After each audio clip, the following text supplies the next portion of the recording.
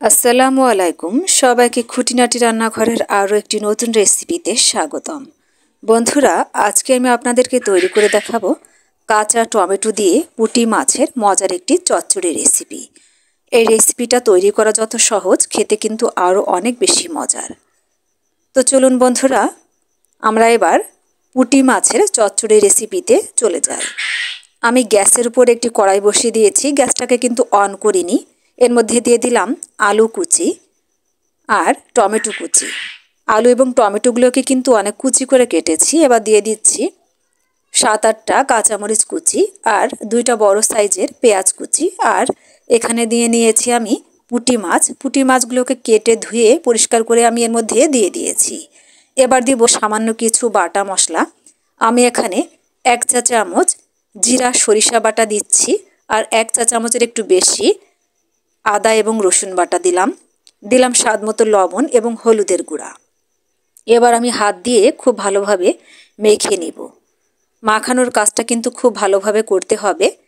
বেশি প্রেস করে কিন্তু মাখানো যাবে না, আলতো হাতে খুব ভালোভাবে মশলার সাথে পুঁটি মাছ, টমেটো কুচি এবং আলু ভালোভাবে মেখে নিতে হবে। হাতে মেখে এই চচ্চড়িটা আপনারাও বানিয়ে খেয়ে দেখবেন, খেতে কিন্তু অনেক বেশি মজার হবে। এবার আমি হাত ধুয়ে এর মধ্যে পরিমাণ মতো পানি দিয়ে দিলাম। আমি এই চচ্চড়িতে পানি কিন্তু একবারই দিব, আর দিব না। আমার মনে হচ্ছে হলুদ একটু কম হয়েছে, এজন্য আরও একটু হলুদ দিয়ে আমি এর মধ্যে মিশিয়ে দিলাম। এবার আমি উপর থেকে সয়াবিন তেল ছড়িয়ে দিয়ে দিচ্ছি। তেলের পরিমাণটা একটু বেশি দিতে হবে, তাহলে কিন্তু চচ্চড়িটা খেতে অনেক বেশি মজার হবে। এবার আমি বলক ওঠা পর্যন্ত হাই হিটে রান্না করব।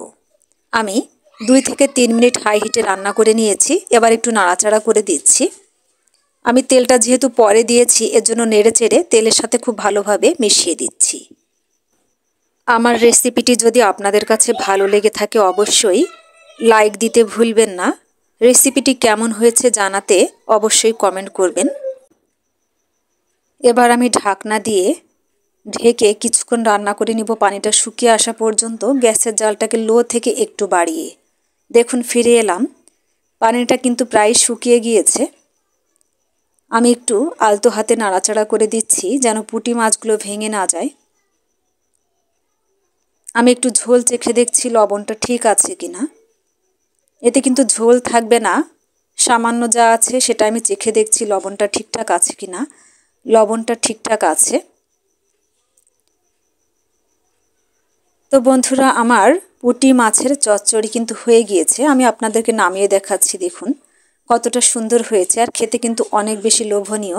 আপনারাও বাসায় একদিন এভাবে কাঁচা টমেটো দিয়ে পুঁটি মাছ চচ্চড়ি করে খেয়ে দেখবেন, অনেক বেশি খেতে মজার হবে। সবাই ভালো থাকুন। আল্লাহ হাফেজ।